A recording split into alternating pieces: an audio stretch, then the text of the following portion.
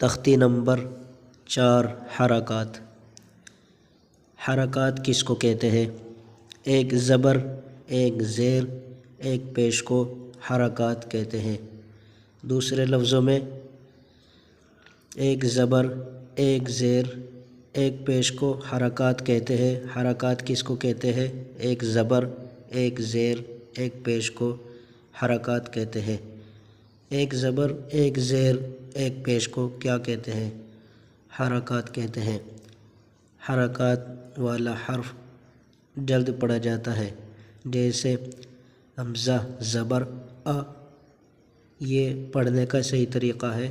ایسا نہیں حمزہ زبر آ کھینچنا بالکل نہیں ہے۔ جلد پڑھنے کا مطلب ہے کہ بالکل بھی نہ کھینچیں۔ حمزہ زبر آ، حمزہ زیر ای، حمزہ پیش او۔